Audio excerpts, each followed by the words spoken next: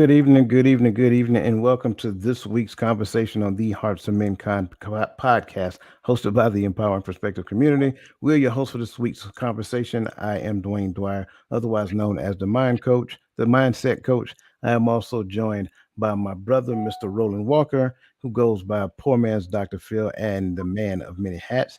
Below us, we are also joined by our brother, Mr. Tawami Gaddy, who is also known as the Available Man. And with us this evening also is my brother from another mother, Mr. Chris McClellan, from across the table with Chris. He will be on stage here in a second. So, with that being said, gentlemen, how are you this week? Let me make sure. Okay, there we go. Oh, I'm doing all right. I had to make sure I wasn't muted. I'm doing all right. This week has come to an end, and it's another good Friday. Yeah, man. I'm well. Absolutely, absolutely. Apparently, the available man is not so available. Oh, there he is. What's up, brother? How you doing? I'm doing good, doing good. Had to fix something quick technically, That was, I got you, man. Hey, it's all good. It's all good. Yes, sir. Yes, sir. And listen, I want to make sure that I give a shout out to everybody that has joined us in the chats. Again, welcome Michelle Ray, welcome Crystal Everett, Miss Bernadette Simmons, Lisa Keys, and also Queen V, Miss Verlene McCoy. Welcome to this week's conversation, and welcome to all of you who are joining us from all other platforms. Again, we appreciate you. Before we get started, go ahead and do us a huge favor and hit the like button. We like the likes. We like to be liked. That's the social media world, right? So we live for the likes. So everybody go ahead and hit the likes. And if you feel so inclined, go ahead and hit the love as well. So we're looking for them on YouTube, Facebook. You got Instagram. Man, you got all kind of stuff out there. So go ahead and give us some likes already as we get started in this conversation. It looks like my brother Chris. Chris, you ready? Okay. So yeah, let's bring. Yes, sir. Yes, sir. Chris, welcome to the conversation, brother. How are you? I am well. I am well. How is everyone? Hey, man, we're blessed, man. We're blessed. Good to see you. Good to see you. Listen, we're going to go ahead and get started. Again, we just want to welcome each and every last one of you. If this is your first time ever joining us, go ahead and look in the bottom right hand corner of your screen. You're going to see an icon. Go ahead and put your cursor on that icon and click the subscribe button so that you can always be notified when we're going live. Also, I want to acknowledge the Empowering Perspective Membership Program, which is a gateway to sustain progression and self improvement. Through personalized resources, supportive community, and thought provoking content, we empower you to transform your perspective, unleash your potential, and embark on a journey of continuous growth through this e learning platform. This is not just a membership, it's a commitment to involving your worldview, enhancing your skills, and enriching your life. Discover the power within. Join the Empowering Perspective program today. So if you look below your screen on YouTube, you'll see a join button. Go ahead and click that button, and then you'll have another live video. It tells you about all four aspects of the program. If you're on a mobile device, you're going to have to look in the show notes. That's okay. We put the link in the show notes there as well. And again, you click that link, it will be brought to your attention. Gentlemen, moving forward, as we're getting ready to talk about this week's conversation, we're going to focus our attention on harnessing small wins for greater emotional intelligence. Now, I got to paint the picture first because we got to make sure that we completely understand what the problem is. So, people struggle to develop and enhance their emotional intelligence because they perceive the process as a large, daunting task that requires significant, immediate change. The challenge lies in the lack of understanding and recognition that emotional intelligence can be cultivated and grown incrementally through a series of small, manageable steps or wins. Moreover, these small wins often get unnoticed or undervalued, either because people aren't aware of them or they dismiss them as insignificant. This can lead to a sense of stagnation or frustration in their journey to enhance emotional intelligence. People may feel they aren't making progress, when in fact they might be overlooking their small wins or incremental improvements. Finally, there's a lack of guidance or resources on how to identify, appreciate, and harness these small wins to foster greater emotional intelligence, further exacerbate the issue. Overall, the problem is rooted in the misconception that large, transformative changes are necessary for improving emotional intelligence, coupled with the failure to recognize, appreciate, and build upon the small wins along the way. That being said, what we have to understand collectively is that emotional intelligence Emotional intelligence, an often underrated but critical skill, can be nurtured and strengthened through a process of recognizing and harnessing those small wins, and its conscious application can bring about transformative changes in our personal and professional lives. So, the first thing I want to drop on your in your laps, I really want to know, gentlemen, in your own words, how can you define emotional intelligence?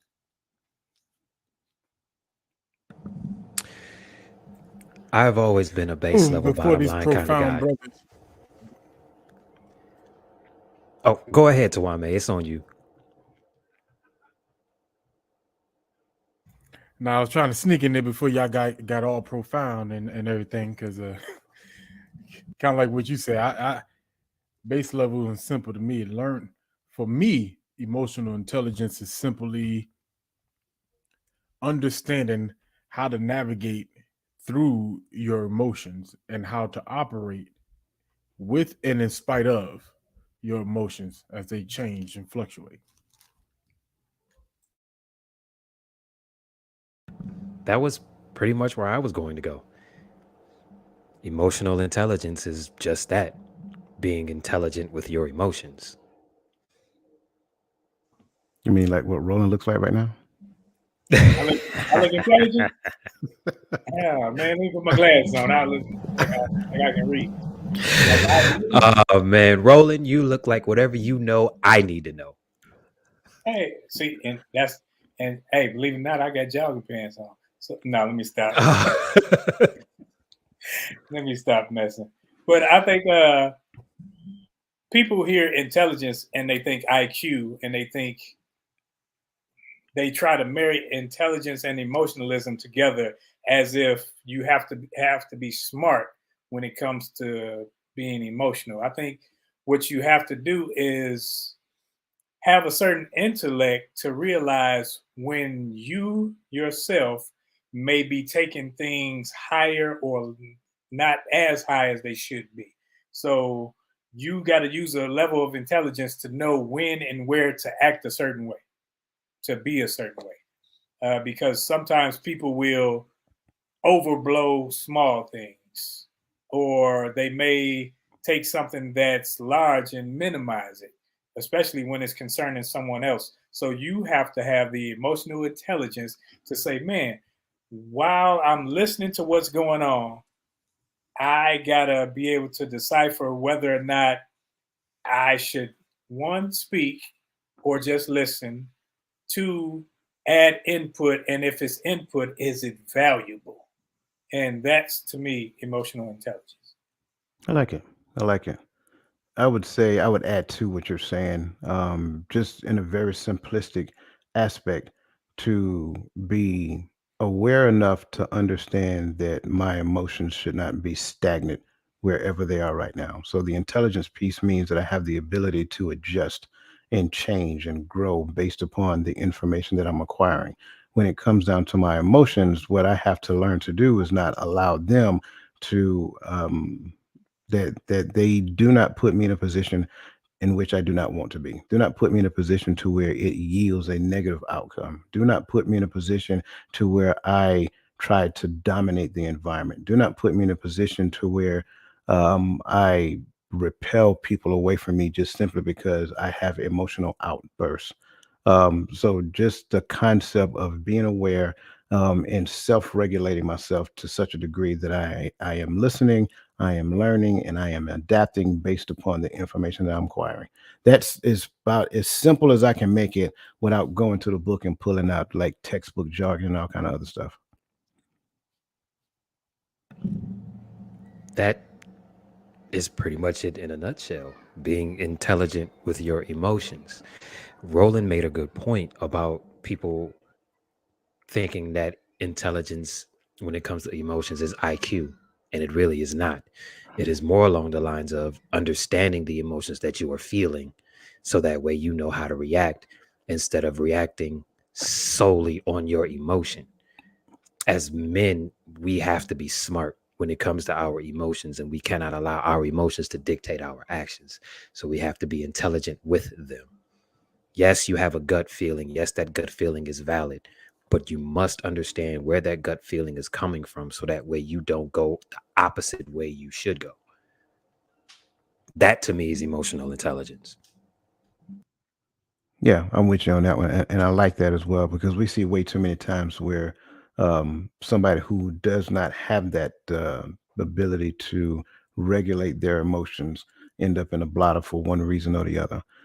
So that's one of the main reasons why we have these discussions because we just want to create awareness when it comes down to it. Your emotions do not, they're not intended to control you. That's the piece. It doesn't matter what the conversation is. It does not matter what the outcome of any situation is. Your emotions were never designed to control you. It's supposed to go the other way around because your emotions in, and if I'm just being completely transparent, your emotions is the gateway to your creativity. But that's a whole nother conversation. So what I want to do is kind of transition into a question for you, gentlemen, based upon this conversation of emotional intelligence. So the question is, if you were to place the same value on enhancing your emotional intelligence as you do on improving your professional skills, physical health, or academic knowledge, how might that shift in perspective transform your relationships, decision making, and well-being?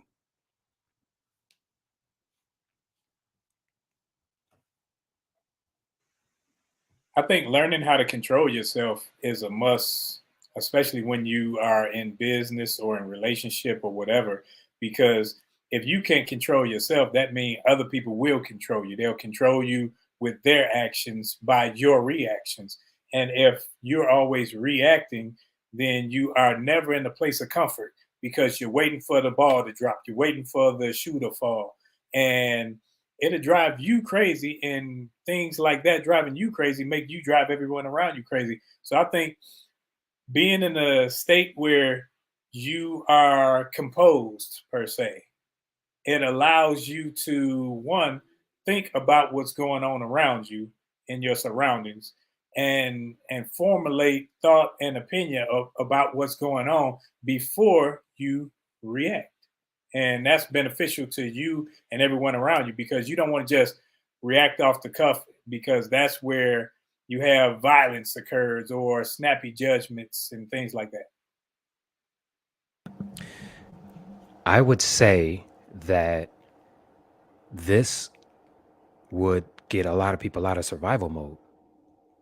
If you can be emotionally intelligent about everything that is going on around you, then you can understand that a lot of the things that are happening are temporary, and B, you'll be able to navigate way easier understanding how you feel about things, and kind of, I guess that's it, understanding how you feel about things and learning that what you feel is valid, but you have to think about it. I'll jump in right where you left off because more, yes, how you feel about it, but more than how you feel, but why, right? I think when you can understand why I feel this way, or why does this bother me? What is the root cause? When you dig into your emotional intelligence for real, right? And what we're talking about is emotional health, right? How do I become healthy emotionally? Because some people are not there. They only operate in their emotions because maybe there's a lack somewhere down in the past that has triggered you along the way, that has caused you to become more angry all the time, or caused you to feel and despair, or cause you to put on this victim mentality because of our emotions. A lot of us are driven by that emotion. A lot of us are driven by our every second of how we feel. And so digging down into my emotional intelligence causes me to understand not just how I feel and what made me, but why do I feel this way? What has gone on in my life that has been unaddressed this long, that I have a problem with hearing people sit. I know y'all look at me crazy, but I got a friend that cannot stand being around jokers who sit. If he hears he loses his mind. I don't know why. I don't know if he knows why, but those conversations have to be had with yourself. And I think when that happens, and you start dealing with suppressed trauma that you might not even understand you have, it begins to relieve a weight that has been on you didn't even know was there. You just been living with it and dragging it along. So you guys have already peeled the band-aid off of this thing. So I kind of want to go back because Roland, you mentioned not allow when you put that much time, energy, and efforts to understanding emotional intelligence, right? It prevents you from allowing someone else to control you. Can you kind of peel that open just a little bit so we can get a better understanding? I think that when it comes to people, whether they want to or not, control other people. Like you will have in a relationship, sometimes you will have someone play on the feelings of the other person, whether they feel bad, good, or indifferent. Well, you said you were going to do this. Kids do. Well, you said I could go. Okay, now I'm saying you couldn't. And you know, I think growing up as men in our era, we were taught pretty much not to have emotions. It was almost a bad thing. Don't cry, don't feel. That so then when you grow up not crying, not feeling, sometimes those people that instructed you in that manner control you in a sense because now it's like you a grown man and they say, hey, you ain't supposed to be doing this. Like, hold up, I can't show emotion. I'm vulnerable right now and I'm trying to express myself and you're trying to hold me to that little kid instead of allowing me to exercise what's normal to everybody and vent. So sometimes it's a good thing. Sometimes any control outside of yourself can be bad, can be detrimental. That's why you have to be the one in control of your emotions and your state of being. Because when you're not and other people can do it, they can have you up, they can have you down. Then somebody's happy, they're sad, somebody leave. It's like, oh, my world is coming to an end. No, your world ain't coming to an end. They just left. Like I told you before, my father told me, he can say, you can catch another before you catch a cold. So get over it. So what I'm understanding, and I want to make sure I'm paraphrasing what you're saying accurately.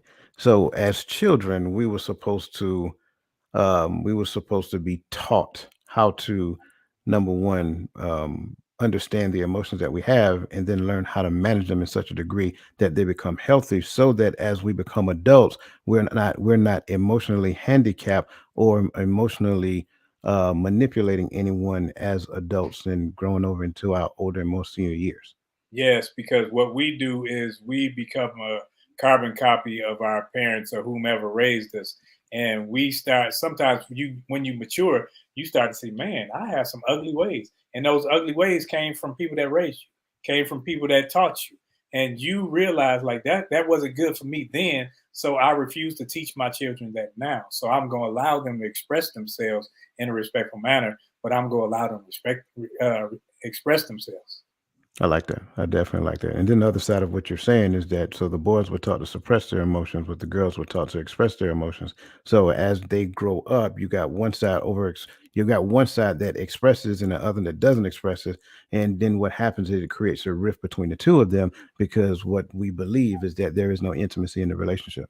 Yeah, then we make up little lies like, well, opposites attract. He beat you upside the head. That's not an opposite. You don't like it. That's not an opposite. That's crazy. So yes, you have to. And anytime you raise two opposites like that, it boils to be a combative relationship.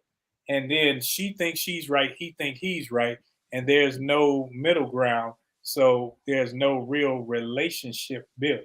Yeah, I like So that. would that be the reason why people today mistake an absence of emotional expression as masculinity?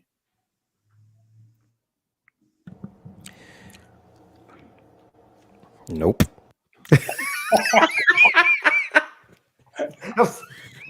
I just had to put it out there. Oh my God, that was funny. I was waiting I on was- it. I don't think that was a serious question. I think that was a setup question, to be honest with you. um, You are not going to bait me tonight, Tawame. That is not happening. That was pretty good. That was pretty good. But Chris, I am coming back to you, sir, if you don't mind, because you mentioned it can help you get out of survival mode. I agree with you first, but I want you to kind of paint the picture and kind of help everybody else understand why you went there first. Because things happen. And as men, we were taught to just get over it and move on. As men, we were taught that showing emotion was actually quote unquote feminine. I really wish the narrative that only women are emotional creatures would be destroyed, because we are all emotional creatures, because we all feel emotions. The thing about it is, no one taught,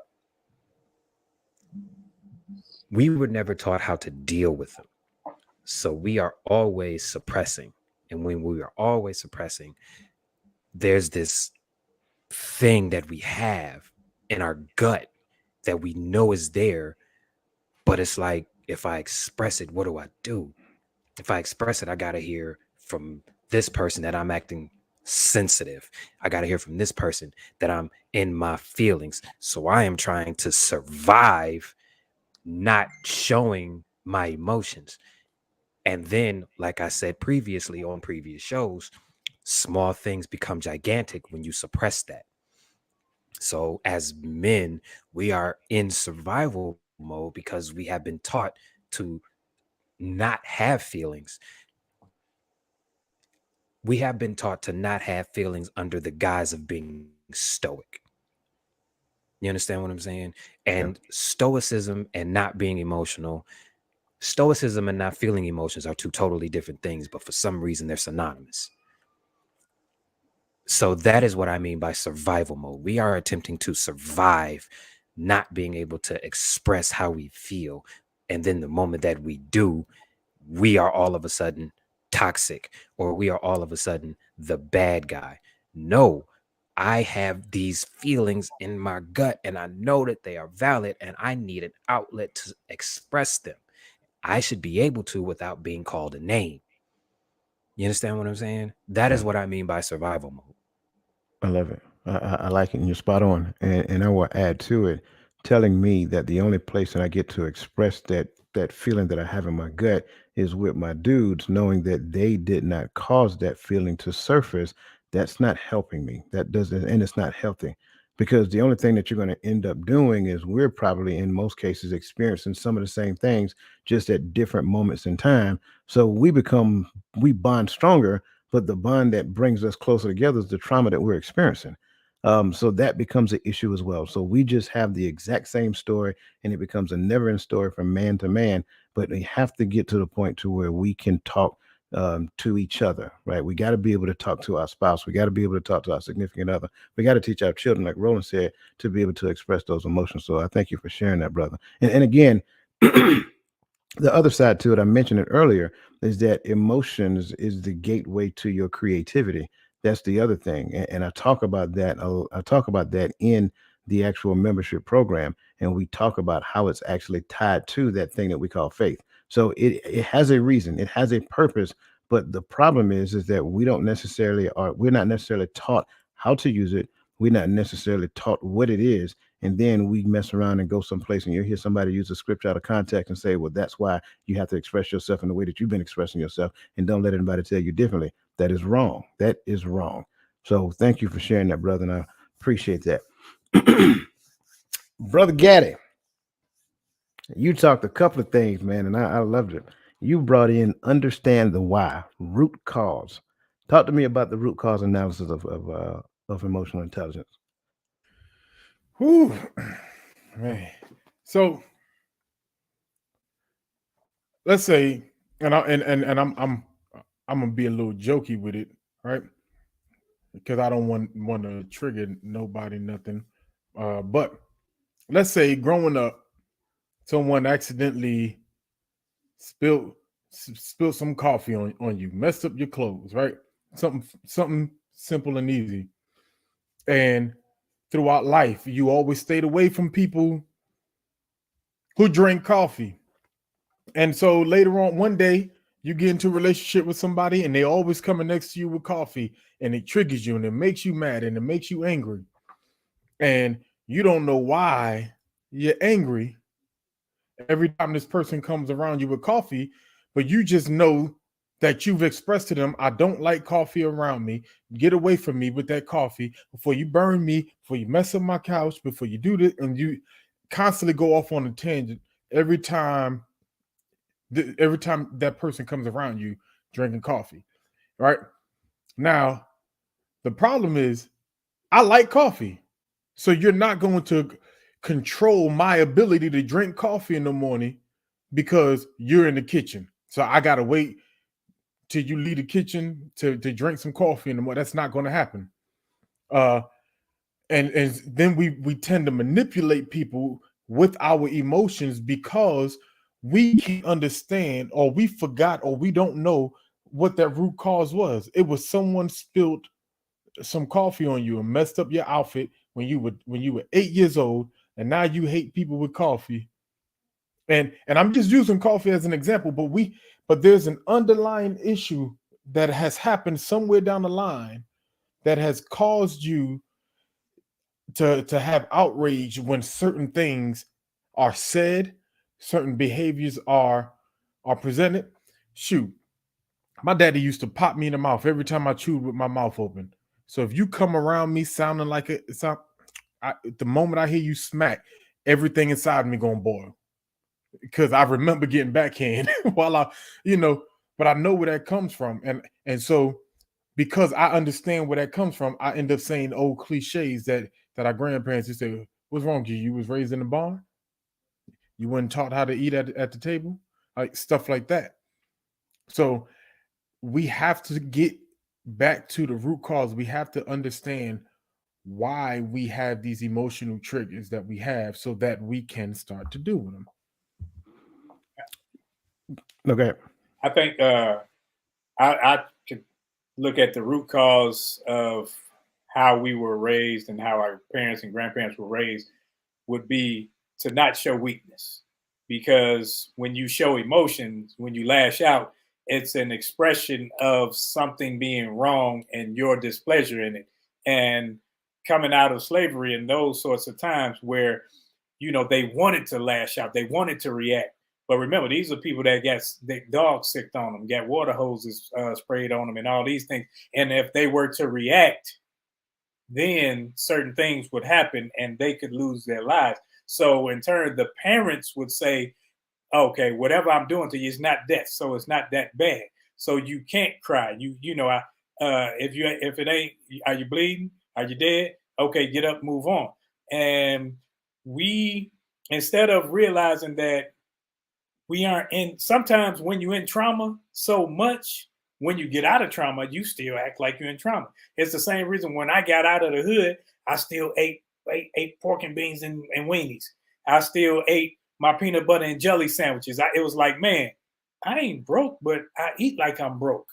I do things like I had a broken mentality, a broken mindset, and I brought that along with me. And we got to get out of that just with the emotions and the brokenness. We got to get out of that because people need to express themselves or they will bottle it up and not understand the root of it. Well, my mama did it and her mama did it, so it must be right. No, it's not right. Hey, I like my broke food. You know what I mean? I just bought a can of corned beef Diabetes, hash. that's what you bought. Candy Okay. diabetes. But Always one. Tuame, the coffee analogy was spot on. There's the underlying root cause, like, okay, I got burnt by coffee when I was 8 years old, so I do not like coffee around me. But there's also that on the other side, I am not the one that burnt you. So do not blame me for what I was not even around for. Do not do that to me. That is unfair. I did not do anything to you. So there's the other side of that as well. You see what I'm saying? So the coffee analogy was brilliant. Yeah, I liked it as well. And I want to make sure because you guys kind of unpacked a lot of things here. So I'm understanding based upon what Tuami said, I'm understanding that in a lot of cases, a person's emotional hangups, and somebody mentioned triggers in the chat. So a person's triggers may not necessarily be based upon the individual that is before them. It may have stemmed from an event that took place years ago, but they never addressed the fact that this thing bothered me, and they never talk with that individual about the depth and breadth of their emotions at that particular point, given that particular situation. Am I correct by saying that? I think you said it better than I did. No. I just want to make sure. I just want to make it make sense, because some people don't even like coffee. But so moving forward, Roland, I like where you went with it, because what you may be experiencing is what could be known as systemic trauma from a culture that existed and has been passed down from generation to generation. So we're teaching trauma within the scope of our own community. Am I correct by saying that? Yes, sir. So I love this, because these are some things that most of us don't know. And you're looking your mate in the face and you're demonizing that person, and they are completely unaware of the traumas that they possess, let alone the fact that the triggers that show up in their face cause them to come up. So that's why I'm asking questions to such a degree that we are, because what we need to understand is that everybody needs a little bit of grace. I want to make sure I'm saying that. In that vein, oh yes, sir. Go ahead. I wanted to ask a question, because when you said the way you said it, maybe I took it wrong, but the way you said it, cultural trauma, I think when you live in a multicultural world, wouldn't you say that we all have some sort of emotional trauma? Because and I say it like that because once I may have been taught that men behave this way because of my culture, but once I come into this world where there's 13,000 cultures, and I see men act opposite of what I was taught that men act, that becomes triggering. And that just may be something cultural that my daddy taught me. That's not how Muslim men, or that's not how Black men, or that's not how Hindu men, or whatever the case may be. That's not how they act. Is that making sense? Does that make sense? No, you're making a lot of sense. And probably about 5 words down, that's what I was going. So no, you're good. You're good. And you're absolutely correct. No, you're good. But you're absolutely correct. Like, when we look at some of the things that and I'm not going to kind of sugarcoat it, like when we look at some of the things that we collectively suffer from, well, everybody collectively suffering from something in some shape, form, or fashion. I think sometimes in our own naiveness, we believe that, well, this person has it better than me. We're sure if we're doing a comparison thing, but everybody is suffering from something. That's the point that we need to understand. What this person over here and this person over here is suffering from is not my responsibility. My responsibility is this person right here. So as long as I focus on me and continue to become the better version of myself, that means I get the privilege to help everybody around me heal and grow. That's the space that we got to get to. And that's why I was asking these questions to such a degree that I was. Chris, you're unmuted, bro. So I think you want to say something. And if I cut you off, I'm sorry. Oh no, I am simply I'm listening. Okay. But here's the thing. I understand the cultural triggers, and I understand the multicultural triggers that we see on a regular basis. However, I believe that a component of emotional intelligence is understanding, okay, this is triggering me. Why? Why is this triggering me? Is it something that happened to me, or is it something that I heard happened oh so long ago that happened to people before me? What is this? How do I deal with it? I think that is the component that is missing. I love that, Chris, because you in order to deal with anything, you have to identify it. You have to say it is what it is. And having dealt with young people who have been physically molested or anything like that, I've seen where they buried it and forgot about it.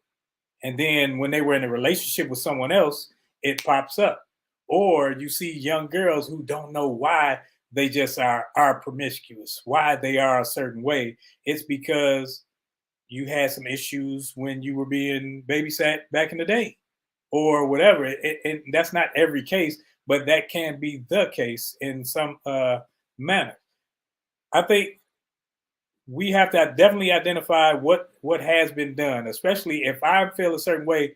And why am I, like Chris said, why am I triggered by this? Why does this always bother me? And when you find the root of it, then you can start to dig it up. You can start to see why, and you can actually start to get some help. I like it. I like it very well. Excuse me. So I kind of want to get into the chats, man, because I mean they are blowing it up over there, and I'm seeing some things that we really need to bring to the table. But I don't want to miss anybody, so I want to go back and welcome. Where did I miss? There we go. So welcome Brianna Moore. If I'm not mistaken, that's that young lady that asked that amazing question that week. So welcome back, E Black TV. Welcome to the show. Cassandra McKenzie. Welcome to the show. Let me see who am I missed. The hobbyist. I'm not even gonna try to pronounce the first part of that, so I'm just gonna call you the hobbyist. I hope I'm not offensive, but welcome to the show. Joel, welcome to the show. Always good to see you. I think the traveling geek, welcome to the show. I think I got it. Christian Barrow, I would not forget you, young brother. Welcome to the show. I think I have everybody now. Again, if you're out there, by all means, get in the chat because we definitely appreciate and value what you're bringing to the table. So I'm gonna put my hands up and I'm gonna stop touching stuff. And whatever comments that show up on the panel, those are the comments that we're going to address next. Because I am loving what they're saying. So eBlack TV says emotional intelligence is learning and understand your current emotional triggers, needs, and lack. Absolutely, absolutely. And just really what those brothers were talking about. So thank you for that. Michelle Ray says we have been programmed to use emotions to manipulate conversations and most of all people. Facts. I can't stress that enough. Great point. Thank you for that. At Chris, that is it. Realized situation or incidents are temporary was a key factor that in assisting me with my emotional health. Yeah, absolutely. Situations are temporary, but people, I mean, they're more important than the situations and instances. So absolutely, good point, and thank you for that. Let me see what we got next. Common sense along with your emotions, and be smart enough to know the difference. You don't have to be intelligent or smart to use common sense. Man, I love that. And you know what? Go ahead, brother. Common sense isn't always that common, though. I was going to say the same thing. Some people struggle with common sense, but she is absolutely correct. Thank you for that. All right. Some people do not have emotional intelligence. They lie to themselves. Big facts. There is only one situation where a lie is acceptable. And again, we talk about that in the membership program. But when you lie to another person hoping that they believe your lie, that is so wrong. So wrong. But thank you for that. Awesome.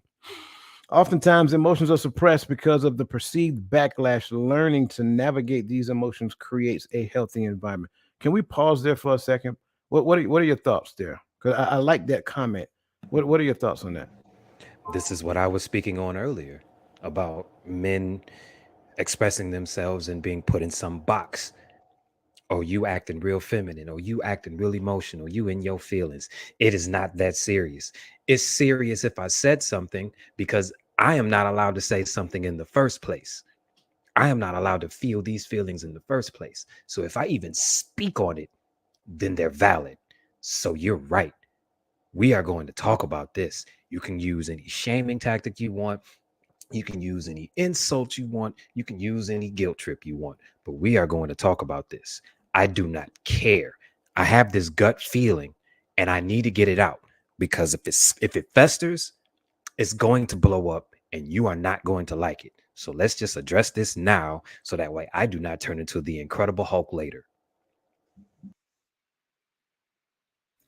Sometimes I think people will, in this instance, like people will label people. Like people label Chris mad because he's passionate about what he's saying. Oh, no, I'm mad. I'm angry. Yeah, but That's people, my secret, Captain. I'm that's your always secret. angry.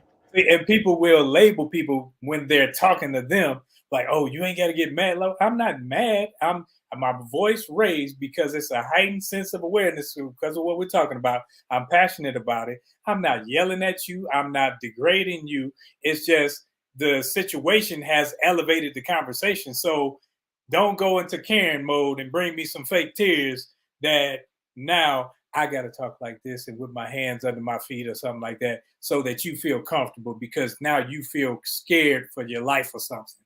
because I'm speaking up for myself. Because that's another form of manipulation. People feel scared because I speak up for myself, you're fearful. Oh no, you wasn't scared when you was pulling this stunt. Don't get scared now that I'm not now that I'm talking.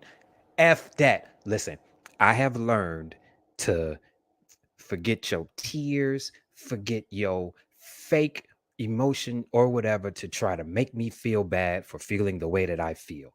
I do not care. Go ahead and boo-hoo till your eyes bleed. That is on you. But we are going to talk about this. And you are not going to manipulate me with your little petty emotions because they are going to change the moment I soften my voice. And if I soften my voice, you are going to think that that is going to get me to give you your way. I do not negotiate with terrorists. This is it.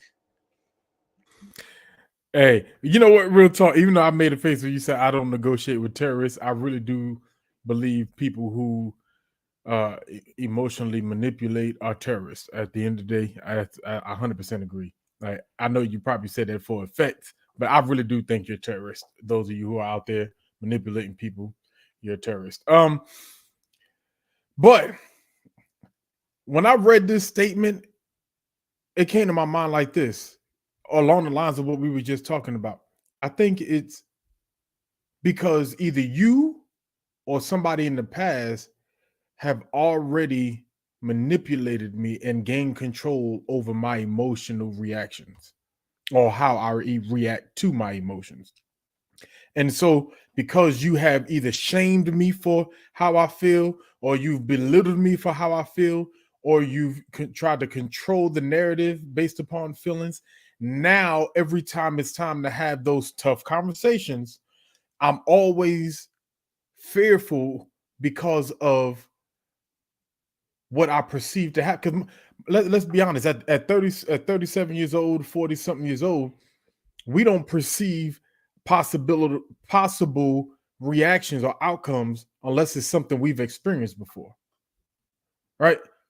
You know why your children's afraid to tell you they did something wrong? Because they don't want to get spanked, or they don't want to get popped, or they don't want to get put on timeout or put in the corner. So somebody has manipulated whoever that person is that is afraid of the emotional backlash. Right? That's how I feel about it. You know, I love your responses, and Chris, man, I was over here. I'm glad I was muted, man. I probably would have drowned out your sound. I was laughing so hard. Um, I like everybody's response, and I really do like this statement because I know that this statement is somebody's reality, multiple somebody's out there.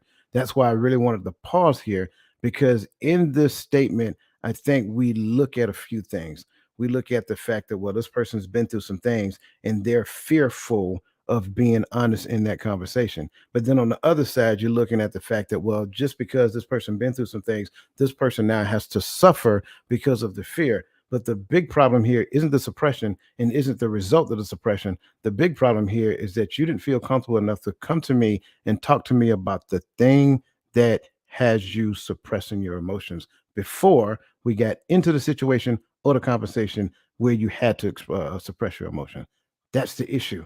And if we, and this goes back to what Gaddy said, the root cause analysis, if we can search ourselves and be completely transparent with the person that we're dealing with and then help them to understand, like, you know, whatever's going on, whatever took place, whatever, and I got it, that takes a degree of transparency, that takes a degree of vulnerability, and neither one of those are bad things, by the way. It takes those things to be completely honest, vulnerable, and transparent to your partner so that they can understand those things and help you get over whatever thing that makes you suppress your emotions. I think that's the key. Go ahead, Chris. I think another part of that is, and I say this a lot. I've said this on previous shows. I cannot ask something of someone that I am not willing to give myself. I have to open that door for you. Hey, talk to me. We do not have to go down these 25 different steps to get here. Talk to me because I want to be free enough to talk to you. I am not attacking you. You are not a horrible person. We just need to talk. because we need to figure some things out. I think that's another part of it that is lost in translation. Everybody wants gimme, gimme, gimme, gimme, gimme emotional intelligence. Talk to me, talk to me, talk to me. But nobody wants to open up and say, I need to talk to you. So I want you to talk to me. You understand what I'm saying? I always say this: there is no gain without sacrifice. You must give before you get. If you want that person to feel like you are that emotional space, you have to give it to them. And you have to let them know this is a no judgment zone. We are going to talk. You do not have to do all of the you do not have to attempt to manipulate me. It is not necessary. I am not here to hurt you. I just need to figure some things out. The door is always open. Let us talk, but do not attempt to manipulate me, and do not suppress anything. And then later on, it blows up when you could have come to me initially and said, hey, we need to talk. You understand what I'm saying? We have to provide that space. Great point, and I'm glad you brought that. Lisa Keys, thank you for that because that was a great statement. Cassandra says sometimes we suppress emotions because there is not anyone that will openly accept the emotions that we're trying to express. Then that person isolates themselves and become reclusive. That's pretty much exactly what the brother was just explaining just now. So great point, and thank you for bringing that to the table. Traveling Geek, again, welcome to the show. I wonder how many men on the panel have an emotional safe space in their mate. Since there's only two brothers on this panel that have mates, gentlemen, the floor is yours. Be careful. She's listening.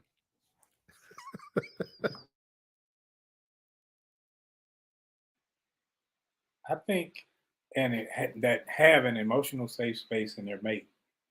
Uh, I think even with mates, you are still in the learning phase. I don't care how long you've been together. And sometimes things come out because when you first get together, you meeting her representative, she's meeting you as a representative. Hey, I'm Don Juan, and hey, nothing stinks. I'm good. Then you live with somebody and you got some hangups. It's like I'm like that Gaddy's father. I can't stand people chewing around me. It just irritates the mess out of me and make me flip out. So it's some things that I'm working on. There's some things that she has to work on. And when it comes to a safe space, I think that's a learned process over time because in the beginning, everyone wants to get their point across, wants to be heard. Nobody really tells you, hey, you got to listen. And over time, you start to say, man, I got to shut my mouth and listen. And that doesn't happen overnight. So that safe space is a ongoing thing. And that's why you even see old couples that be, Harold, put your seatbelt on.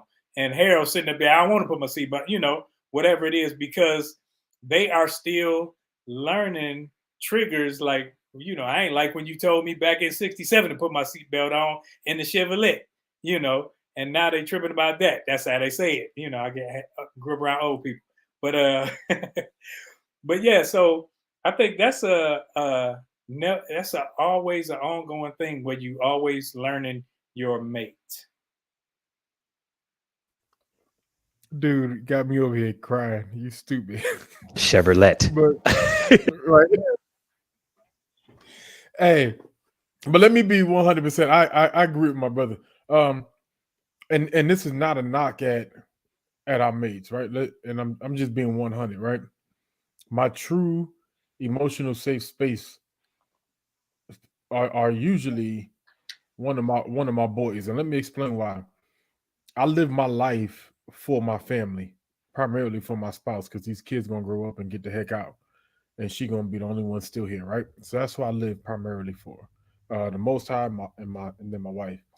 So a lot of the things that I go through and things I need to express sometimes that I don't want to blow up at the person when I express them, it's the person that I live with, the person that I am emotionally involved with, if not all the time. And so sometimes I need an outlet to express myself, to get it out so I can bring it back. I've never heard Roland, not even to me, bring back up a conversation I had with him so I can express myself. Dude's never brought it back up again. I forgot that I even had certain conversations with him to remember, oh yeah, I did talk to you about this. All right. And same thing with Coach. Anything I've ever shared with him or in his presence has never come back up. So that has become a safe space, and vice versa. They share something with me, I'm not going to bring it back up. Also, did you talk with such? Did you talk with such? That's not how we operate, because I understand that sometimes you have to get away from the person that you're emotionally involved with, express yourself, then go back and have the conversation. And so I and it's not a knock at women, it's not a knock at anybody specifically, it's just the reality. That's where all my emotional energy goes. So my safe space is outwardly, because don't none of y'all outside this house can change or move my emotions. You ain't that important to my to and not I ain't mean that to sound bad, but you ain't. It's I'm over here laughing at O'Shea because O'Shea said y'all hesitated, so y'all in trouble. Um, listen. So that being said, I wanted to address that because again, those brothers are married. That's why I left it to those two to respond to that. So we're going to move on to the next talking point. And again, you guys are adding so much value to the conversation. Keep putting the information in the chat, and we're going to get to them as well. So I want to kind of bring to the table some of the challenges. We kind of talked about them in layman's terms, but generally, emotional intelligence challenges, if you will, they kind of exist in about 7 different spaces. So number one, you have the misconception and lack of awareness, like I talked about previously. But then number two, you have underestimation of importance. You have measurement difficulties. You have cultural differences. You have lack of education, and then you have resistance to change. For this conversation, I'm going to reduce it down to 3 points that we're going to address. So the first point that we're going to address under it is lack of education. Now, when it comes down to lack of education is based upon the institution. So many educational institutions focus heavily on academic achievement and less on emotional or social learning. This lack of emphasis in emotional skills can lead to a society less familiar with the concept and benefits of emotional intelligence. So we're going to change it up a little bit because we're going to throw you guys a curveball with the scenario. So here we go. You're a parent of 2 teenagers, right? Let me get to this one. So you're a parent of 2 teenagers. You've always valued emotional intelligence and believe that it's a critical skill for success in life. However, your children's school focuses heavily on academic achievement and pays little attention to the development and emotional and social skills. Lately, you've noticed that both of your children are having difficulties in managing their emotions. One seems to bottle up their feelings and is becoming increasingly withdrawn, while the other seems to have frequent emotional outbursts. Despite your attempts to discuss and navigate these issues at home, it's clear that they need more consistent guidance and practice in emotional intelligence. Gentlemen, that being said, the first question that I am going to ask you in relation to this particular situation: what steps could you take at home to help your children understand and manage their emotions better?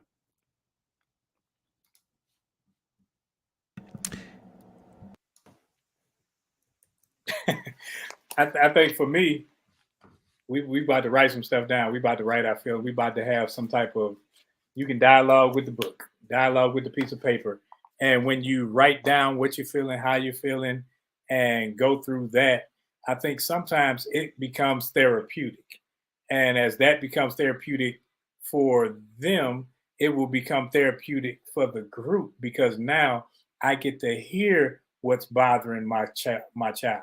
I get to see why they're thinking or feeling a certain way and see what maneuvers how I need to, okay, is this school the best? I know academically it may be great, but if they are stunted in other areas that they need to excel in, I may need to make a change as a parent.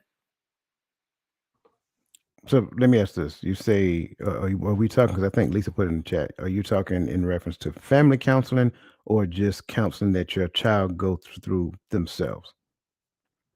Well, you had said at home first. Okay. So I was thinking that you were saying, what would I do?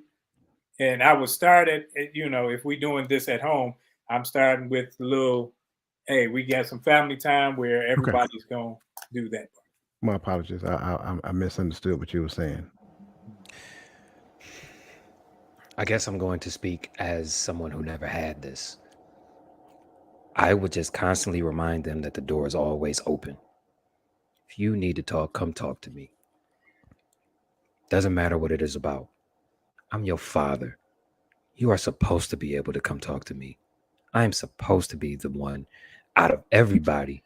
Me and your mother are the two people on this planet that you should be able to come to with anything. So come talk to me. No pressure. Just come talk to me whenever you are ready. I'm not going to beat you down. I've noticed some things that are different. You wildin', and you are just over here just stuck, just doing nothing, and you are just quiet. This is different. Come talk to us when you are ready. The door is always open. That is where I would start. Being that I am not a parent, I do not know the further steps. I mean, the counseling sounds like the best way to go because there's an outside person that can kind of view everything and give their own perspective. But if we're starting at home, then the home has to be the safe space. Come talk to me. Come talk to us. Schedule a date and time. I will free my schedule up for my children. That is where I would start.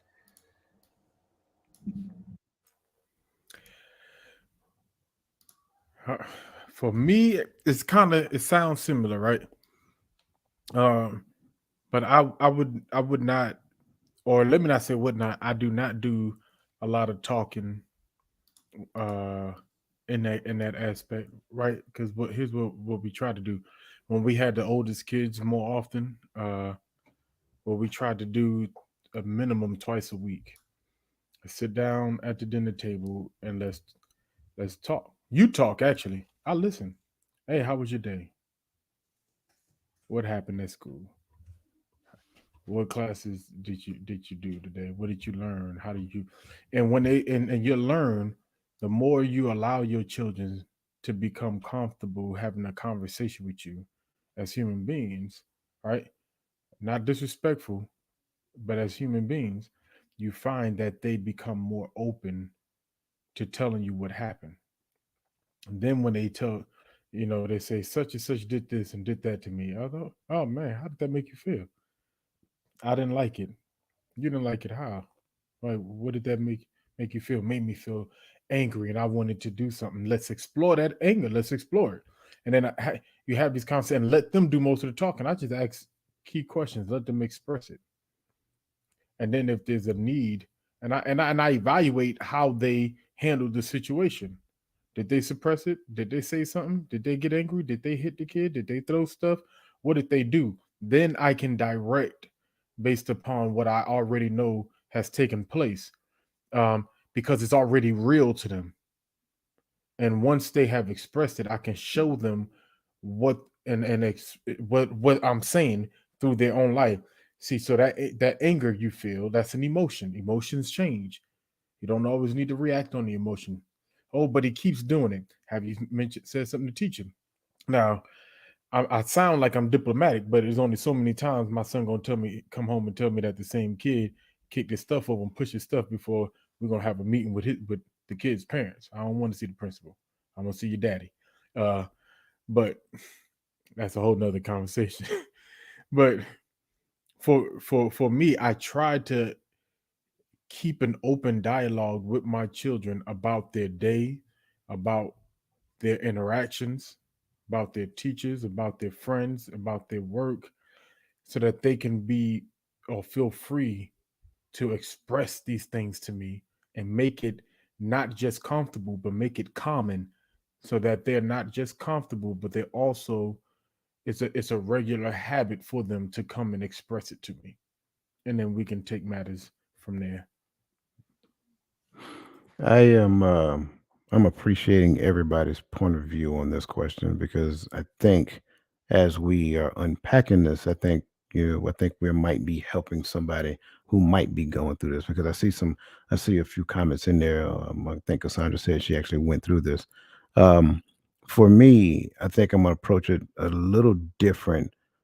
Even though I like what everybody's saying, I'm gonna get there eventually. But the first place I'm gonna start is with me and mama need to sit down and talk because the result of my child outburst might be because what they see in us. So we need to look at how we're behaving in front of them. Maybe our emotions toward each other is making them feel that they have to choose one side or the other. Maybe the way that I respond to her or she respond to me is something of that nature. So me and mama need to sit down and talk and find out, are we displaying any behaviors that may, cause our child to behave erratically, so forth and so on. And then after we search ourselves and understand where we exist within the space of relationship, how we're showing up as parents, how we're showing up as a couple, then we as a unified front is going to move to our child's space. We're not going to bring the child out in the living room, right? We're going to go to their space where they're isolated at because apparently they feel comfortable there. So we're going to go to their space and we're going to sit down and we're going to talk. And Gaddy, just like you said, we're going to ask questions, right? Because we're seeing some things, and this isn't us putting you on trial. We're not on the witness stand. We just want to understand what is going on. And in the midst of that, if they do not feel comfortable opening up, I don't stop there. We're going to keep going back.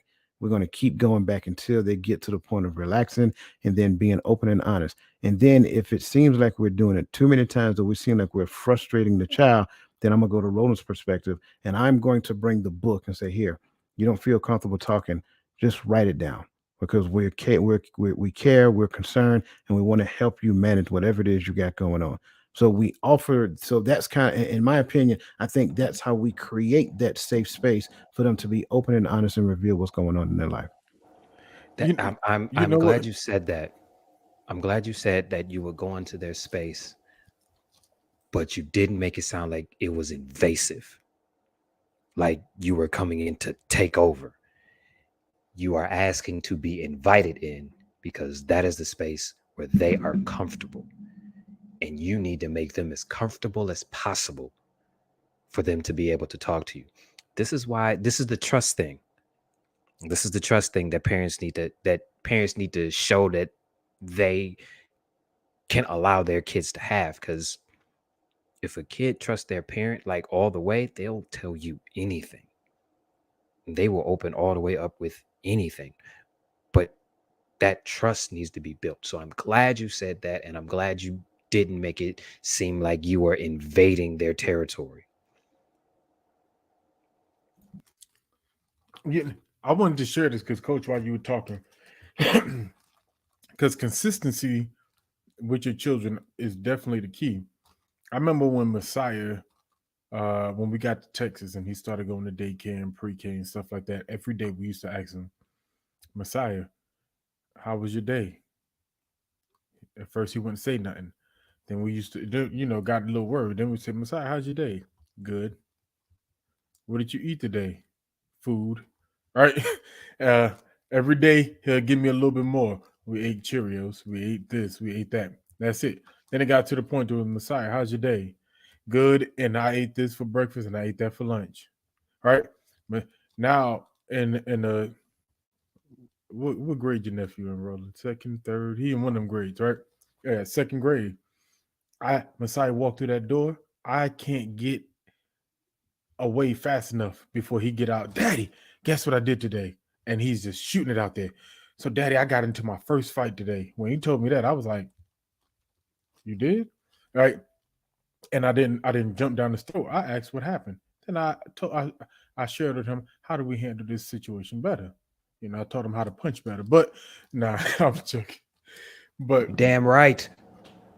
I did. I just don't want nobody out there to think violence is the key. But these are conversations now that he looks forward to having with me, but it started with the good. He didn't want to talk about it no more.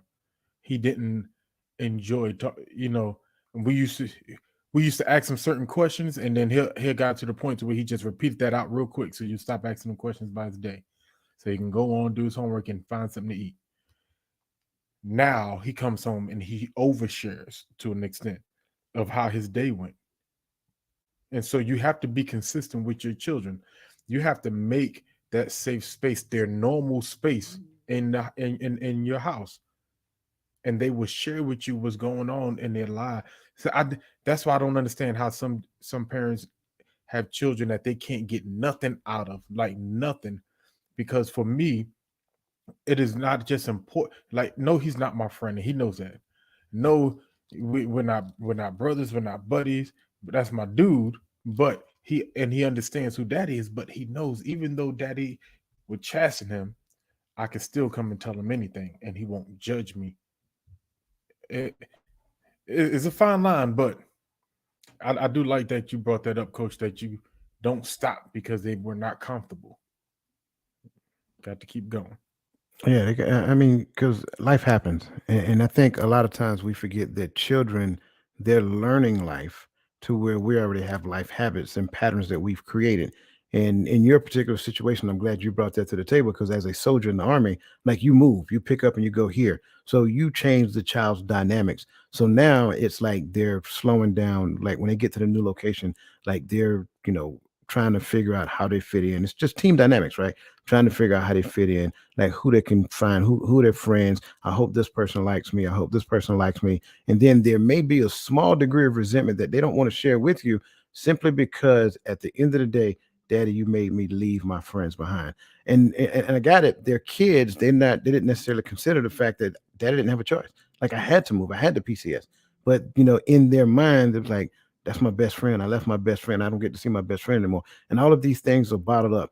And then when you start talking adolescents and teenagers, things of that nature, now you're talking about significant, boyfriend, girlfriend relationship, hormones, all this other stuff, wanting to be cute, wanting to, play sports and build a reputation, and all of that stuff factors in. So you have to be consistent. You can't just expect them to, especially if some of those things are about me, right? I had the PCS. I might be the reason why they're upset right now. I might be the reason why they're having this emotional outburst. So that's why I said start with mama. Me and mama, you and your spouse sit down and talk first and figure out where we are within this grand scheme of things. And then we as a unified front, we go and sit down and talk. And again, it's just like going to counseling. When you go to counseling, you probably won't open up the first time you go. It may take like 2, 3, 4 times before you even open up. And you're a full grown adult. So why you expect your child gonna open up on the first time? Hey, I'm your daddy. I need you to talk to me. Oh, that made me feel real comfortable, Dad. Thanks. You know what I'm saying? Don't work that way. So yeah, we got to get to the point to where we give our kids the same level of grace that we expect another adult to give us as we were in that same situation. So man, I greatly appreciate your points. Um, Again, man, the chats are getting it. Cassandra said, I honestly lived that with all three of my children. We went through counseling and had active role reversals and role playing to understand what the issue is. And that's a great technique. Role reversal and role playing is awesome because you get to see what you look like in the eyes of your kids. Man, listen, talking about hilarious. The traveling geek is over here laying down science, by the way. So the traveling geek said, number one, and I think the traveling geek has like 3 points. Number one, understand a person's strengths and limitations. 5, okay. How they react under pressure, how well they develop new relationships, and how self-motivated and adaptable they are. I like that. Absolutely. What's the next point? Once your team can recognize their emotions, they'll start to foresee how certain situations make them feel and react and why. This kind of foresight can be very valuable. I think the next one, there we go. Emotional intelligence is not only about being aware of one's own emotion, but also emphasizing with the emotions of empathizing with the emotions of others. We recognize other people's emotions mostly through sight. True, absolutely. That was the piece I wasn't trying to bring out in the beginning, but you're spot on. And then number 4, as a parent or important adult, you represent to them the very best the world can be. If they interpret that as judgmental or critical, they'll approach the world with defensiveness. Absolutely. Absolutely. And last, they are the ones apologizing for something. Show them how to do forgiveness. Not every bad behavior has to invite a consequence to teach an important lesson. Yeah, I agree with that as well. And I definitely agree with the forgiveness piece. Because I would tell you, for me, I struggled with not so much forgiving, but apologizing. I struggled with apologizing as an adult because I never really, I'm not, well, as a young adult, because I never really seen people apologize when I was young. I've never seen nobody apologize for nothing when I was growing up. So that's a great point that you bring in. Thank you for that. Like I said, Traveling Geek was dropping some knowledge. Roadblock 63. Welcome to the show and appreciate that, man. Definitely. And you're welcome back anytime. Uh, yes, that coach example or mirrored great process to adopt. And thank you. I appreciate that as well. Um, Mr. Dwayne, I've lived that, and I'm the one currently that bottles up their emotions, and due to the trauma, I don't remember most of my childhood. My heart goes out to you, brother. And again, that's an example of what can actually happen when we don't allow the child to openly express and learn how to manage those emotions within the space of the trauma that they're experiencing. Again, sometimes trauma, like we talked about with Brother Gaddy PCS, and sometimes trauma is like you can't avoid it. So the best thing we can do is teach them how to recognize in certain situations it is what it is. Did you cause the situation? Right? Are you a part of the situation turning out that way? If it's outside of your control, it is what it is, and help them to understand that. Go ahead, brother. And I was just going to add to what the young brother was saying. Sometimes you may not know what happened, but you know what triggers you. So Right. start to identify the triggers, write them down. Say, man, I'm triggered when this happened. And then it may allow you to trace some steps, or if not that, just to say, man, this triggers me. I don't know why, but you can handle it in a different manner because you know it's coming. Absolutely. And it's still never too late to fix it either. All right. Man. Go ahead. No, I just wanted to say I understand exactly what you're saying, dude. Not dude in disrespectful way, my bad. Mr. Christian. Because kind of both with what Coach was talking about with the PCSing, it was kind of my life within the city of New York. We moved around a lot. We went through a lot of trauma, a lot of history there, right? And the bottling up or not having a safe space because my mother was always going on, because we jumped from here to here, and because we ended up there, we really didn't have time for safe spaces or to live a life of normalcy, right? And so a lot of stuff now is forgotten because it was suppressed. And I shared that real quick to share with you that you are not alone in that journey of figuring that out, right? And I don't necessarily share with everybody what I do because it's not necessarily healthy, because I think it might be another form of suppressing. But I've gotten to a point in my life to where I'm just content with everything that happened. They're all my experiences, because I am who I am in spite of and because of. So, but that's me. But you ain't alone, bro. Absolutely. So we're going to keep pressing, and Christian Barra, I would love to talk with you about that later. But absolutely. So we're going to keep pressing. Welcome to the show, Miss Christina Espinosa. So the next point is resistance to change. Emotional intelligence requires introspection, change, and vulnerability. Many people resist these due to discomfort or fear. So the scenario for this particular one is based upon this particular setting. Imagine you are a part of a traditional family where emotional expressiveness is not commonly practiced. Family members usually keep their feelings to themselves, and the emphasis is more on action rather than words. You have come to realize the importance of emotional intelligence and you believe that open communication about emotions could improve your family relationship. However, when you've tried to initiate conversations about feelings, there's been resistance from family members due to discomfort or a sense of vulnerability. They seem to prefer the way things have always been and don't see the need for change. That being said, gentlemen, the question that I ask you in relation to this particular scenario, how might you encourage your family members to embrace the change and open up their emotions?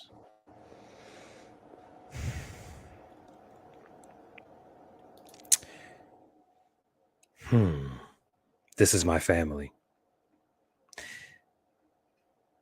I have learned that you cannot control what other people do, cannot control how other people react. If they do not want to have the conversation or if they do not want to change, there is nothing that you can do about it. All you can do is leave the door open. That is it. At least that has been my experience. And they actually have to be willing to have the conversation and understand that it's going to be a conversation, not a back and forth screaming match about who did what.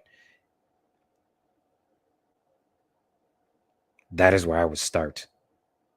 But I think we have to establish the difference between encouraging and trying to force them to change and open up, because you cannot force anybody to do anything. You can encourage them and say, hey, the door is always open. You want to come talk to me, come talk. But I am not about to force you, because then it becomes invasive. And that's really where the resistance comes into play, when it feels forced. Sometimes it has to be their idea. Whenever you're ready.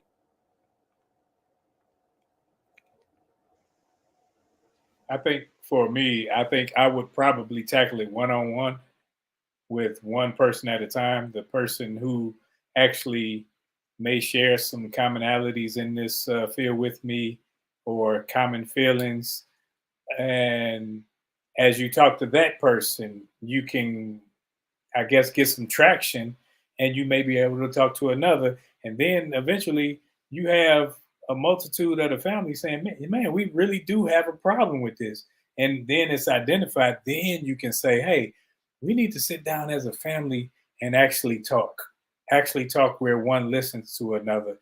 And that's just something that you can try. I mean, but it's like, not grown people don't like to change. Grown people like to stay the same. They like, okay, it's been working like this, even though it's not. But that's how they feel, because now, like Chris said, it's invasive. So they putting up like, hold up, I'm in a defensive posture instead of inviting, saying, hey, let's talk, let's welcome, because we don't like when people kumbaya and get their arms out like, okay, what a knife at? You about to stab me in the back. So if you aren't used to that, you want to make sure you tackle it one person at a time. That way you can get the whole group in the room without saying, okay, well, I ain't going to be there if Uncle Junior there, because whatever. So I think one at a time will help. I think Uncle Junior ain't here to defend himself. I'm going to tell him. I think another way to encourage them is to show them what it looks like, because a lot of them really don't even know what it looks like. That is kind of why they're resistant to it. They've never seen it before. It's kind of like when you are with a woman who has been hurt and you come along and you start treating her right, and then she try to sabotage the situation because she don't know what it feels like to be treated right. Kind of have to treat this the same way. They don't know what it's like to have an open conversation about how you feel. So show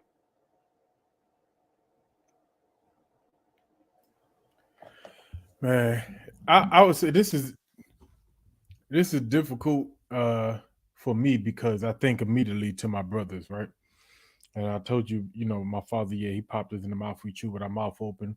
But my father, he has taught us some of these things that we are identifying today as toxic, right?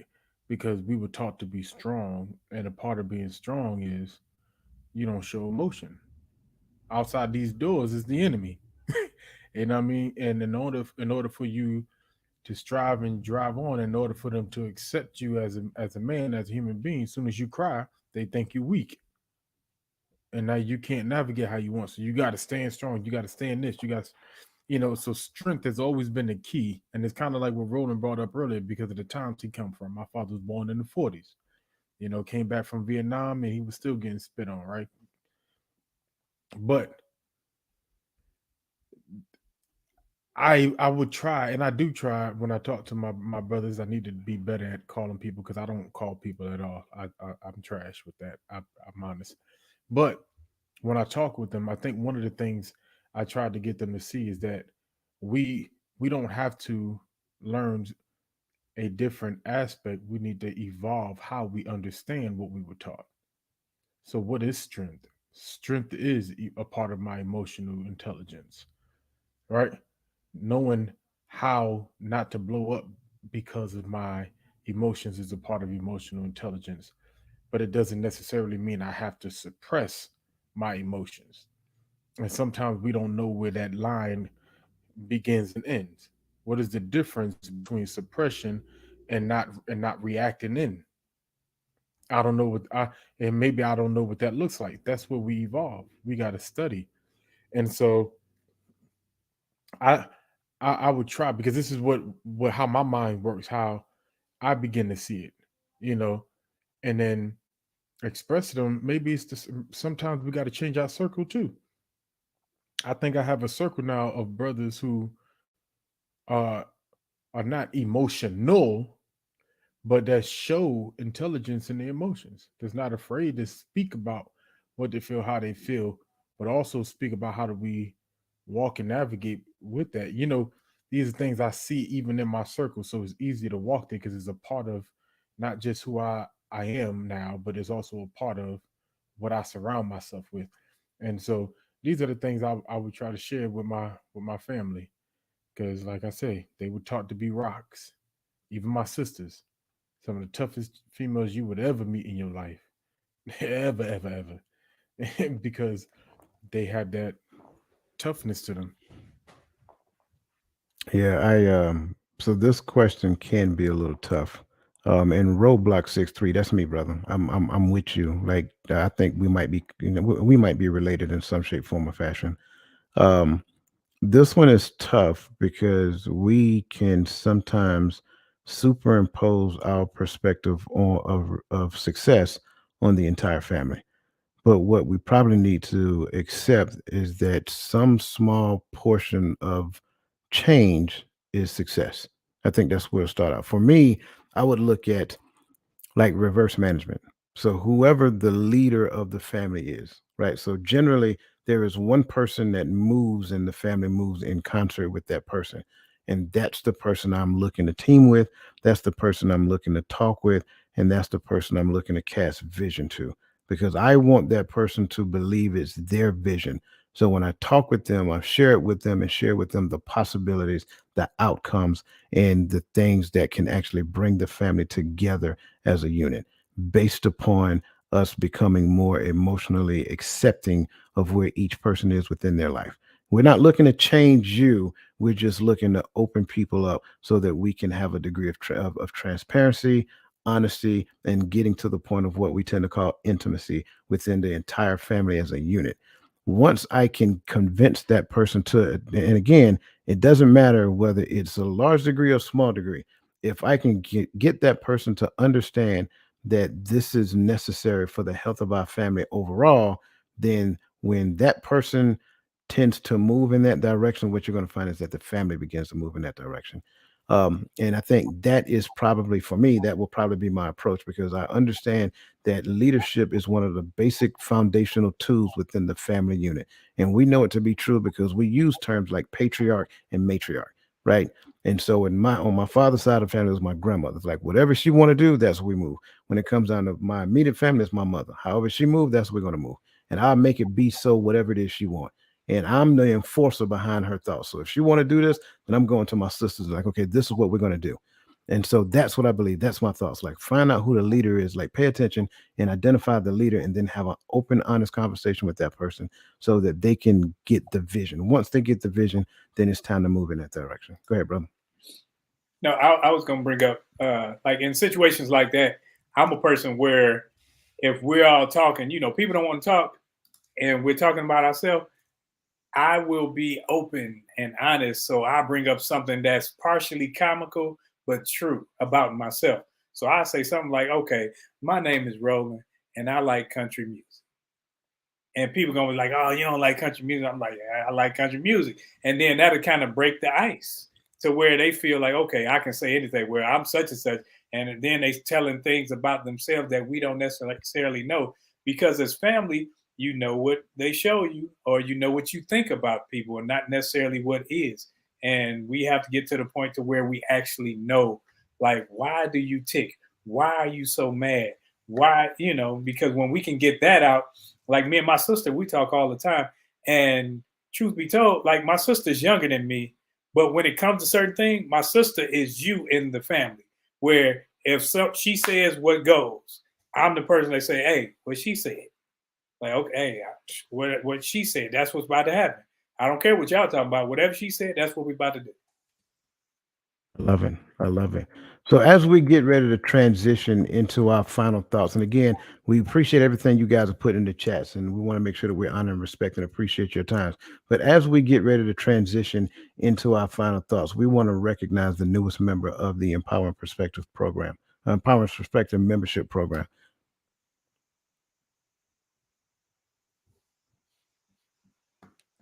We want to recognize the newest member.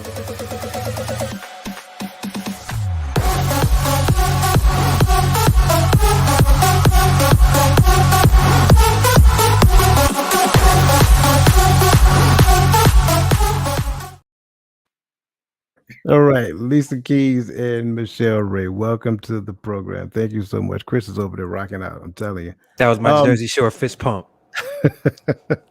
oh man, it's always exciting, always exciting. So again, bittersweet moment. As we transition into our final thoughts, we're going to let the poor man, Dr. Phil, close us out tonight. So we're going to start with going to start with Brother Gaddy. Then we're going to go around to Chris and to myself, and then close off with Mr. Roland Walker. So, Brother Gaddy, you have the floor. Hey, man. Final thoughts for a show like tonight, for me, is simple, right? And I say this all the time. I say it often because this is one of the things I believe in the most: is continue to evolve, continue to grow knowledge, and continue to evolve. Because as people, as human beings, we think we know everything right now, but tomorrow there will be something new to learn. And concerning even something as simple as the emotions we walk and live with every day of our lives, we still struggle. Even those who are self-proclaimed emotionally intelligent, we struggle. So that's the key right there. Don't stay stagnant. Don't live in those moments of your emotions controlling what you don't do, what you do, who you don't talk to, who you talk to. Free yourself by learning, by knowledge, by evolvement, and then practice leaving your comfort zone and see if that don't help you change how you feel about things. Have conversations you're not used to having.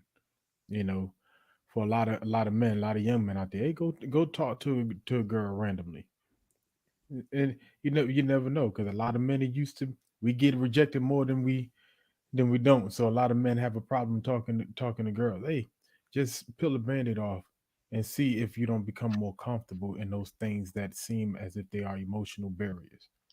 All right, evolve. Yeah. My final thought is going to be kind of simple. Um, we have to stop using emotional intelligence as a buzz phrase. Words have meaning. And as men, we must be smart and intelligent with our emotions. But we also must acknowledge the fact that as men, we have them, and it is okay. It does not make you soft. It does not make you a punk. It does not make you any of the shaming tactics, the insults, or the guilt trips that they want to throw in your face just because you feel something. They are valid. You must process them and understand where they are coming from. Emotional intelligence is being intelligent with your emotions. You have them, embrace them, but be smart with them. That is all. I think for me, it's just quite simple. Again, we have to get to the point that we have a better understanding of ourselves. Continue to, self reflect on what situations make you respond in such a way that that you're not trying to move in the direction, that you're not trying to move in that direction. So what situations make you respond less than the person that you want to be? What situation triggers you to such a degree that you reflect back on yourself, and it, in some cases, kind of make you ashamed of the way that you responded? And then ask yourself certain questions, and then go on a journey to overcome those particular automatic responses. It is without a doubt, it is a programming that exists. You have to rewrite the codes of the program. And that's pretty much what we're trying to help people do here on the Empowering Perspective program. So with that being said, I just want to make sure I address that, because this week we talked emotional intelligence. We're not finished. We still have more to go, but then we're going to bring feelings into the conversation, because remember, emotions and feelings are not synonymous.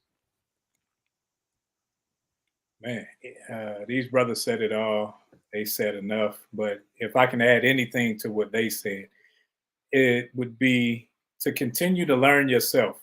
Learn yourself and learn what triggers you, because you're learning your partner or your friends and you're learning what triggers them. So never use what you learn against someone else, because that's what we tend to do. We tend to say, okay, and you don't say it outright, but you say it in your actions when you know what to move them to do what you want. And that's called manipulation. And you never want to manipulate your friends or family. You never want to manipulate them to do something that they didn't already want to do. So when it comes to emotionalism, emotional intelligence, keep learning yourself so that you can help someone not be in the same position that you found yourself in time and time again, or at times in the time past, because you don't want to continue a line of hurt. You don't want that train to continue to go. You want it to get off the track. And if we do that, we can find ourselves looking at family members, friends that are healthy in their relationships and healthy in their endeavors with other people. So as we go on throughout this week, I ask that everybody sit back and think about the things that trigger you, the things that you know set you off or put you in a certain space to where you don't necessarily feel right, or you feel like putting up your fists. Sit back and learn those things and write them down. And when you write them down, write down how it made you feel at the time, and the things that you may be able to do to get yourself out of that funk, out of that zone, or see how you can do things better on the next go round. And if we're here to help you, because even in the chat, you help us. We read the comments, we see what you're saying, and that's why we ask for you to get involved. And as you get involved, and as we read these things, we're like, man, this is something that we could talk about, because it's therapeutic for us just getting up here expressing ourselves. So we thank you and we appreciate you and your assistance while we go through this whole ordeal, because this is something that our community needs, and this is a community. So we appreciate you. We thank you. And until next time, we'll see you then.